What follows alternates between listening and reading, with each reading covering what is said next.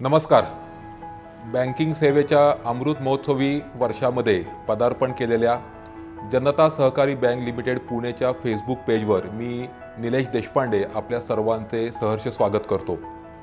आज दिनांक 8 मार्च जागतिक महिला दिन. या महिला दिनाच्या निमित्ताने आज आपल्या सर्वांशी संवाद साधण्याकरता बँकेच्या फेसबुक पेजवरती मी CA रचना रानडे यांना आज या ठिकाणी आमंत्रित करतो. संपूर्ण देशभर त्यांची ओळख फिनफ्लुएन्सर अशा पद्धतीची आहे. रचना मॅडम या व्यवसायाने चार्टर्ड अकाउंटंट आहेत. त्यानंतर चार्टर्ड अकाउंटन्सीमधल्या अतिशय प्रथितयश अशा शिक्षिका आहेत.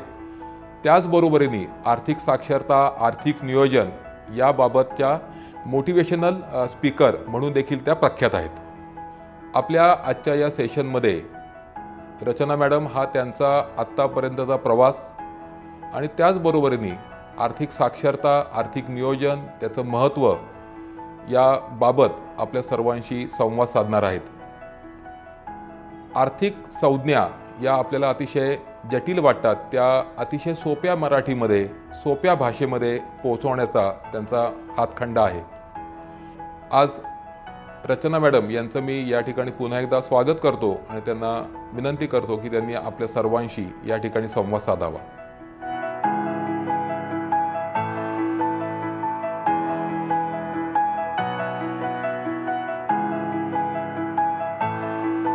नमस्कार मंडळी, काय मजेत ना? मजेत तर तुम्ही असणारच. अशीच सुरुवात मी माझ्या कुठल्याही यूट्यूब मराठी हा जो माझा चॅनल आहे, CA रचना रानडे मराठी हा माझा यूट्यूब चॅनल आहे. त्याच्यावरच्या प्रत्येक व्हिडिओची सुरुवात अशीच होते. त्याच्यामुळे ॲक्शन म्हणलं पटकन चेहरा तोंडातनं हेच शब्द निघतात. आत्ता तुम्ही विचारलं तर माझ्या यूट्यूब मराठी चॅनलला जवळजवळ 1 मिलियन सबस्क्रायबर्स आता काहीच दिवसात होतील. खूप छान वाटतंय. पण 1 मिलियनपेक्षाही जास्त सबस्क्रायबर्स माझ्या इंग्लिश यूट्यूब चॅनलवरती आहेत आणि त्याच्यात जवळजवळ आता 48 लाख सबस्क्रायबर्स म्हणजे 4.8 मिलियन सबस्क्रायबर्सवरून पोचले. 5 लाखचा आकडा आता लवकरच गाठीन असं वाटते. इंस्टाग्राम म्हटला तर 1.1 मिलियन सबस्क्रायबर्स आहेत आणि लिंक्डइन सारख्या खूप तसा गंभीर प्लॅटफॉर्मवरती सुद्धा 7 लाख सबस्क्रायबर्सपेक्षा जास्ती आहेत. सो हे सगळे प्लॅटफॉर्म्स एकत्र जर आपण केले तर 7 मिलियन सबस्क्रायबर्सच्या आसपास हा आत्ता आकडा आहे. पण सगळ्यांना हा आकडा ऐकून खूप छान वाटतं, पण बॉलिवूडसारखं थोडंसं फ्लॅशबॅकमध्ये पण जायला पाहिजे की काही डे 1ला 7 लाख सबस्क्रायबर्स किंवा 7 मिलियन सबस्क्रायबर्स डे 1ला तर नव्हते पोचले. त्याच्या मागे काय घडलं, त्याच्यामुळे बिहाइंड द सीन्स आपण जे म्हणतो ते नक्की काय घडलं हे आपल्याला माहिती पाहिजे. तर मे बी तो 7 मिलियनचा आकडा जास्ती अप्रिशिएट होतो. मुळात मी एक शिक्षिका आहे. CA माझं 2008 साली झालं. पहिल्या अटेम्प्टमध्ये CA पास झाले आणि त्याच्यानंतर माझे अनेक मित्र मैत्रिणींनी ठरवलं होतं की आम्ही आता बिग 4 CA फर्म्समध्ये जाणार. काही जणांनी मल्टीनॅशनल कंपनीजमध्ये जॉईन करायचं ठरवलं होतं. सगळे मस्त मस्त पॅकेजेस घेऊन अशा ठिकाणी प्लेस झाले होते. मला सगळे विचारत होते, रचना तू पण फर्स्ट अटेम्प्टमध्ये झालीस, तू कुठं काय अप्लाय करते? म्हणलं मला शिक्षिका व्हायचं आहे. म्हणलं मी एखाद्या कॉलेजमध्ये शिकवायला जाणार आहे. तर सगळ्यांनी इतकं मूर्खात काढलं मला तेव्हा की अगं तू वेडी आहेस का? कॉलेजमध्ये कुठे शिकवते? छान एवढं पॅकेज सोडून काय करतेस तू? मग एक अंदाज द्यायचा झाला तर तेव्हा 2008 साली माझ्या बऱ्याच मित्रमैत्रिणींना 40,000 ते 50,000 रुपये पर महिना एवढं पॅकेज मिळालं होतं आणि मला मात्र 22,500 रुपये हे पॅकेज ऑफर केलं गेलं होतं. सो इतरांच्या तुलनेमध्ये मी अर्ध्याच्या आसपास कमवत होते. पण मी तेव्हा सगळ्यांना म्हणायचं ठीक आहे, आज माझ्यावर माझं घर अवलंबून नाही आहे, पण मला माझं पॅशन जे आहे, मला समहाऊ वाटतं की मला उत्तम शिक्षिका व्हायचं आहे, सगळ्यात छान शिक्षिका व्हायचं आहे आणि मला ह्याला एक चांगला एफर्ट देऊन बघायचं आहे. सो आज माझ्यासाठी पैसा हा प्रायमरी नाही आहे. आज माझी पॅशन प्रायमरी पोझिशनला आहे. ती जर चांगल्या पद्धतीने मी करू शकले तर कदाचित नोस पैसा नंतर कॅचअप पण करू शकेल. सो तेव्हा जे सगळ्यांनी हसण्यावारी नेलं होतं किंवा सगळ्यांनी जेव्हा मला वेडात काढलं होतं तर ते जर मी आजच्या म्हणजे आज लगेच डायरेक्ट फास्ट फॉरवर्डून जर आजच्या घडीला आले तर मी फक्त विचारते काय आठवतं ना काय म्हणलं होता. सो मी कायम सांगते की फॉलो युअर हार्ट. तुम्हाला जे काय आवडतं ते जर तुम्ही करायला लागला तर नक्कीच यश हे मिळतं. कधी मिळतं ह्याच्यासाठी तुम्हाला त्याची वाट बघायला लागते. कधी ना कधीतरी ते तुम्हाला डेफिनेटली बघायला मिळतं. असं म्हणतात ना की समय से पहले और भाग्य से अधिक कुछ नहीं मिलता है. सो तो समय, तो राईट टाईम यायला लागतं. तुम्ही तुमच्या साईडनी मॅक्सिमम एफर्ट्स देणं हे आपल्या हातात असतं. मी जवळजवळ 2009 ते 2019 अनेक कॉलेजेसमध्ये शिकवत होते. जवळजवळ 7 कॉलेजेसला मी व्हिजिटिंग फॅकल्टी म्हणून जायचे पुण्यात.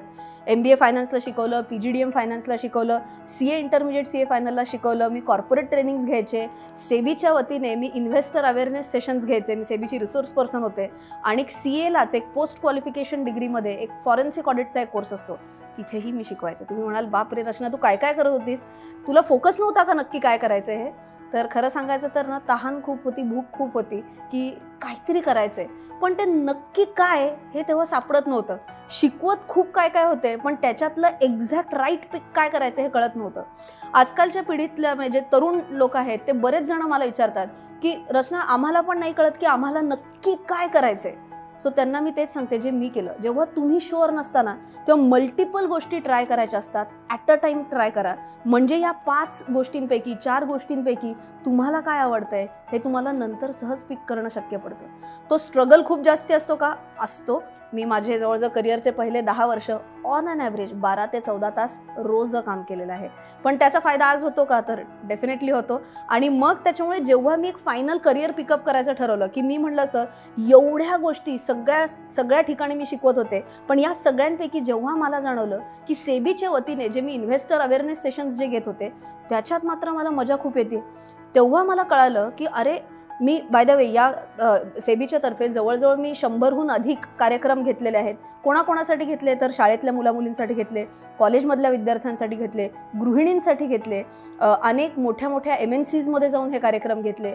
1-2 उदाहरणं सांगायची झाली तर इंडियन आर्मीसाठी पण एक कार्यक्रम घेतला होता, CID साठी हा कार्यक्रम घेतला. या सगळ्यांमध्ये मला एकच गोष्ट जी आहे ती कॉमन सापडली, ती म्हणजे आर्थिक साक्षरतेचा अभाव. म्हणजे तुम्ही म्हणाल की रचना फक्त गृहिणींमध्ये होती का? तुम्ही MNCs मधले लोक म्हणा का, गृहिणी म्हणा का, विद्यार्थी म्हणा का, कोणीही म्हणा, सगळ्यांमध्ये आर्थिक साक्षरता जेव्हा यायची ना तेव्हा ह्याचा अभाव अगदी सरळसोट दिसत होता. आज मी तुम्हाला हे का सांगतेय? कारण माझ्यामध्ये तुम्हाला एखादा चांगला उद्योजक किंवा चांगली उद्योजिका व्हायचं असेल तर त्याच्यासाठी 3 गोष्टी खूप महत्त्वाच्या असतात. एक, तुम्ही एक प्रॉब्लेम आयडेंटिफाय करू शकला पाहिजे. मी कुठला प्रॉब्लेम आयडेंटिफाय केला होता की आर्थिक साक्षरता कमी आहे, हा प्रॉब्लेम मी आयडेंटिफाय केला या 10 वर्षांमध्ये. दुसरी गोष्ट, तुमच्याकडे ती एक क्षमता पाहिजे, एक आकलन शक्ती पाहिजे की हा प्रॉब्लेम सॉल्व्ह करण्यासाठीचं जे स्किलसेट आहे ते माझ्याकडे आहे का नाही, ह्याचं तुम्हाला आकलन करता आलं पाहिजे. आता ह्याच्यासाठी स्किलसेट काय लागणार होतं? तर एक म्हणजे तुमच्याकडे स्वतःकडे ती फायनान्शियल लिटरसी हवी होती. जो व्यक्ती हा प्रॉब्लेम सॉल्व्ह करणार आहे त्याच्यासाठी आय बिलीव्ह माझ्याकडे तेवढं फायनान्शियल लिटरसी नक्की होती, फायनान्शियल अवेअरनेस होता. पण केवळ मी चार्टर्ड अकाउंटंट आहे म्हणजे मी सॉल्व्ह करू शकते का? तर नाही. कारण तुम्हाला माहिती असणं ही एक गोष्ट असते, पण ती तुम्हाला समजावून सांगणं ही दुसरी गोष्ट असते. त्या दोन्ही वेगळ्या स्किल्स असतात. सो मला असं वाटलं कुठंतरी माझ्यात ह्या दोन्ही गोष्टी आहेत. सो ती स्किल सेट जी रिक्वायर्ड होती, नॉलेज आणि कन्व्हे करण्याची पॉवर, त्या दोन्ही गोष्टी कुठंतरी माझ्याकडे होत्या हे मला वाटलं. आणि तिसरी आणि सगळ्यात महत्त्वाची गोष्ट म्हणजे ती तुम्हाला पॅशन पाहिजे.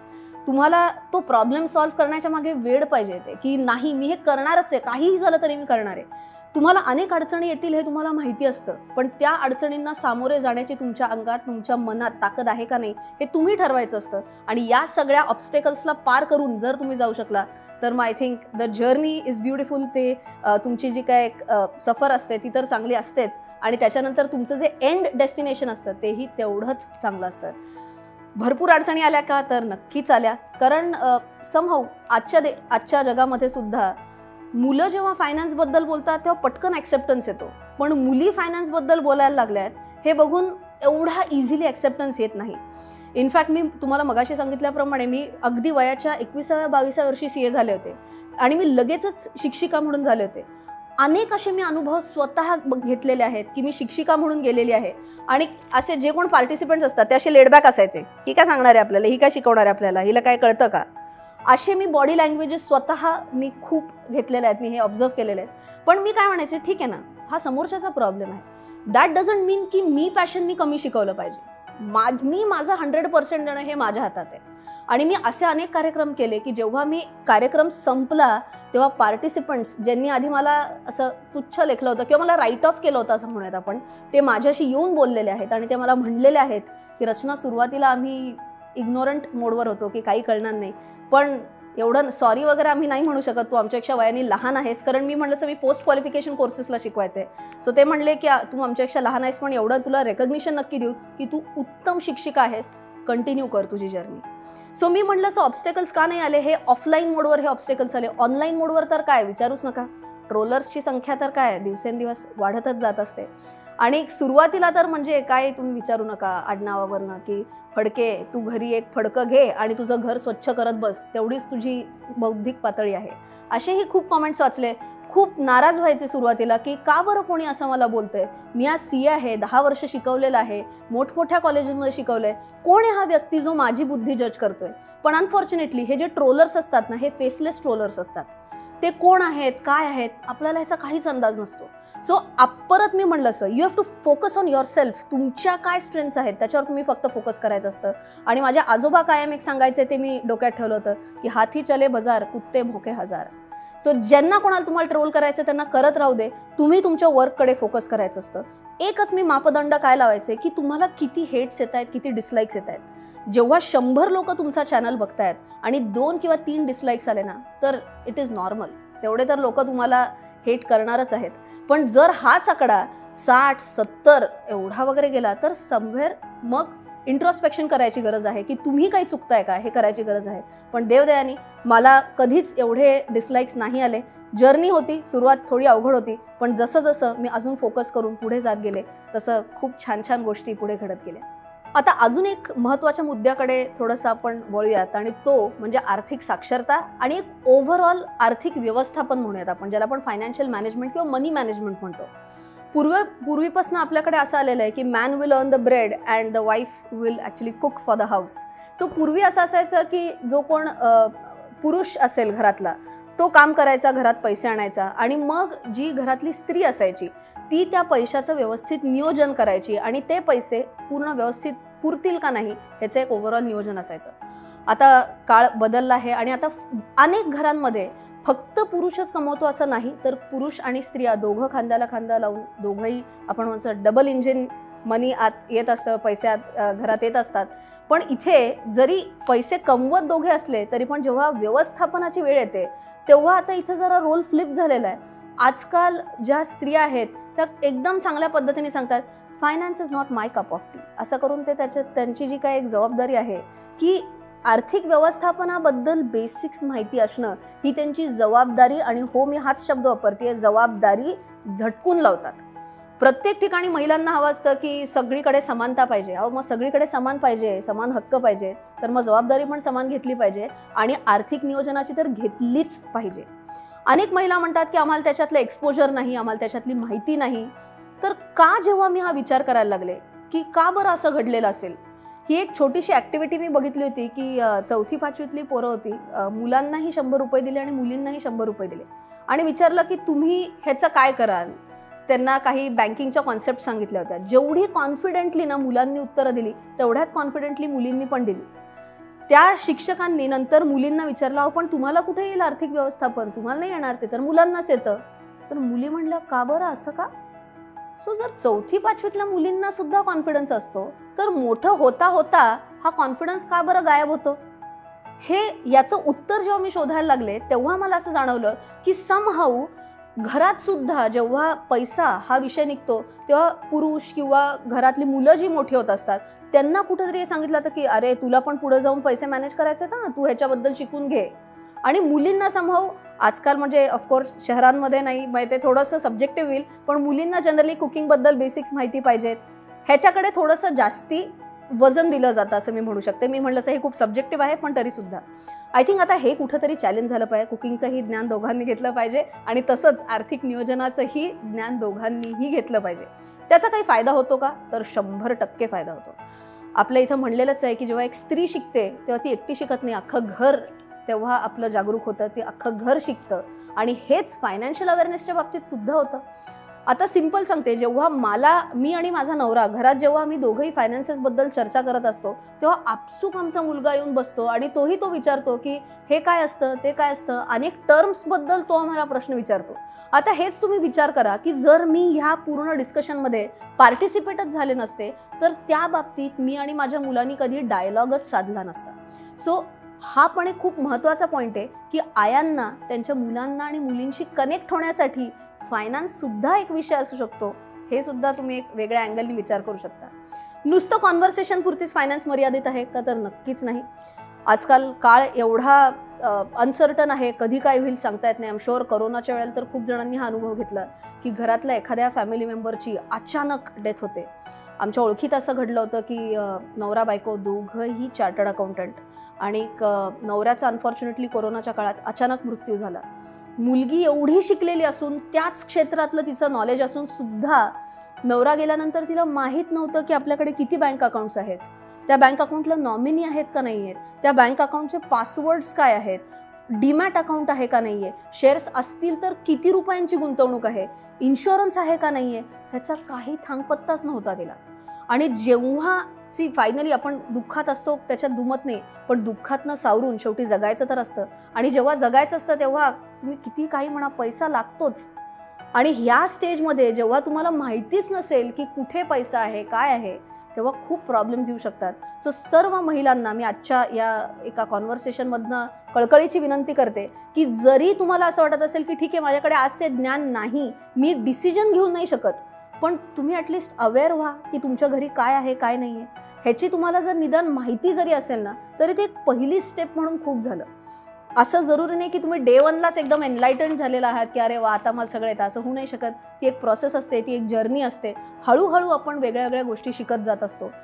असं आहे का की फायनान्स शिकण्यासाठी मला काय, मी नेमकी आर्ट्स बॅकग्राऊंडची आहे, मी कसं फायनान्स शिकणार, मी नेमकी ना इंजिनियर आहे, मी कसं फायनान्स शिकणार, मला तर शक्यच नाही आहे.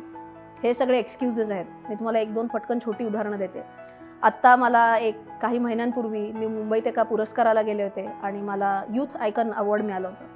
तिकडे एक महिला माझ्याशी येऊन गप्पा मारायला लागल्या आणि त्या म्हणल्या की रचनाताई मला तुमच्याशी 2 मिनटं बोलायचं आहे. म्हणलं बोला. त्या म्हणल्या मी इलिटरेट आहे, मला लिहिता वाचता येत नाही. त्या म्हणल्या मी अंगठा वापरते सगळीकडे. पण त्या म्हणल्या मी तुमचं यूट्यूब मराठी चॅनल मला कोणीतरी सजेस्ट केला आणि मी तो चॅनल बघायला लागले. त्याच्यात तुम्ही PPF बद्दल सांगितलं होतं आणि जेव्हा तुम्ही PPFचं इतक्या सोप्या पद्धतीत आम्हाला समजावून सांगितलं, त्या म्हणल्या मला तर अकाउंट काढता नाही आलं, पण त्या म्हणल्या माझी मुलगी 12वी शिकलेली आहे, तिला मी सांगितलं माझ्यासाठी तो फॉर्म आण, माझं PPF अकाउंट उघडून दे. आणि त्या म्हणल्या मी न चुकता दर महिन्याला 1,000 ते 1,500 रुपये PPF अकाउंटमध्ये जमा करते. सो किती चांगली गोष्ट आहे की जर एखाद्या व्यक्तीच्या मनात जर इच्छा असेल तर तुम्ही नक्की ती कुठली पण एक जी काय स्किल सेट असेल ती तुम्ही अक्वायर नक्की करू शकता. मी काय म्हणते, one is an ability to learn आणि one is willingness to learn. Ability म्हणजे क्षमता सगळ्यांकडे असते शिकण्याची, आकलन करण्याची बेसिक बुद्धी सगळ्यांकडे असते. विलिंगनेस, इच्छाशक्ती, इथं मार खातात बरेच जण. आणि ती जर इच्छाशक्ती असेल तर नक्की तुम्ही फायनान्स हे अवघड नाही, तुम्ही नक्की शिकू शकता. एक छोटंसं अजून एक उदाहरण देते. आत्ता मी एका कार्यक्रमाला गेले होते आणि एक फोटोग्राफर जो होता कार्यक्रमाचा, तो अर्थातच सगळे त्यांनी पूर्ण इव्हेंट कव्हर केला. आणि इव्हेंट संपल्यानंतर जेव्हा मी गाडीत बसायला लागले, तो धावत आला आणि म्हणला मॅडम 1च मिनटं बोलायचं आहे. म्हणलं बोला. ते म्हणले की परिस्थितीमुळे जे शिकू शकलो नाही ते तुमच्या यूट्यूब चॅनलमुळे शिकायला मिळालं म्हणलं. सो बघा ना, यूट्यूबसारख्या सोशल मीडियाच्या माध्यमांनी इतकं एक वेगळीच क्रांती घडवून आणलेली आहे. अनफॉर्च्युनेटली सोशल मीडिया म्हटल्यावर त्याचे डिसएडव्हान्टेजेस जास्ती डिस्कस केले जातात, पण बिईंग अ कॉन्टेंट क्रिएटर माझं असं ठाम मत आहे की सोशल मीडिया चांगलं का वाईट नाही आहे, तुम्ही त्याचा उपयोग कसा करता ह्याच्यावरनं ठरतं की ते चांगलं आहे का वाईट आहे. सो जर तुम्हाला एवढं मोठं नॉलेज तुमच्या हातात म्हणजे तुमच्या थाळीत वाढून ठेवलेलं आहे, तुमच्या हातात एका फिंगर टिपवरती तुम्हाला हवं आहे ते नॉलेज अवेलेबल आहे, तर नक्कीच याचा सदुपयोग करणं आपल्या हातात आहे. आणि परत आजच्या या व्हिडिओच्या माध्यमातून सगळ्यांना रिक्वेस्ट करीन की माझं CA रचना रानडे नावाचा मराठी चॅनल आहे, खूप शिकायला मिळेल, नक्की बघा. फुकट असतं, आपण म्हणतोच फुकट ते पौष्टिक, तर नक्की चॅनलला बघायला विसरू नका. चॅनल सबस्क्राईब पण करा, बेल आयकन पण प्रेस करा. सो ह्याच्यातनं तुम्हाला फ्रीमध्ये जे काय नॉलेज असेल ते अगदी सहजपणे मिळेल. महिलांसाठी 2 ओळी खास म्हणते आजचं आपलं सत्र पूर्ण करायच्या आधी की औरों से अलग हूँ कुछ अलग करके दिखाऊंगी, औरों से अलग हूँ कुछ अलग करके दिखाऊंगी, उतारो मुझे जिस क्षेत्र में सर्वश्रेष्ठ बन के दिखाऊंगी. हा जर तुमच्याकडे एक ॲटिट्यूड असेल की हो मी सर्वश्रेष्ठ होणार, त्याच्यात काहीच दुमत नाही, 100% माझे एफर्ट्स देणार, तर मी म्हटलं सर तुम्हीच फक्त आर्थिक साक्षर नाही होणार तर तुमच्या अख्ख्या घराला तुम्ही आर्थिक साक्षर करू शकता. आपल्या पंतप्रधानांनी जसं हर घर तिरंगा हे एक कॅम्पेन चालवलं होतं, ही एक मोहीम त्यांनी चालवली होती. त्या मोहीमवरनं इन्स्पिरेशन घेऊन मी हर घर इन्व्हेस्टर अशी एक मोहीम चालवलेली आहे, ज्याच्यात मी माझ्या इंग्लिश चॅनलतर्फे नाही तर मराठी चॅनलतर्फे सुद्धा आत्ता मी एक हिंदीचा AI डब चॅनल सुरू केला आहे, त्याच्यातनं सुद्धा. आणि माझे कोर्सेस कन्नडा, तमिळ, तेलुगू या म्हणजे थोडक्यात जेवढ्या भाषा जमतील ज्या मी बोलू शकते त्या किंवा डबिंग करून अशा सर्व घरांमध्ये पोचायचा एक प्रयत्न आहे. एक फायनान्शियल इन्क्लुजन आणायचा एक प्रयत्न आहे. तर या माझ्या प्रयत्नामध्ये तुम्ही सुद्धा साथ द्यावे ही एक मनापासून इच्छा. तुम्हा सगळ्यांना महिला दिनाच्या हार्दिक शुभेच्छा.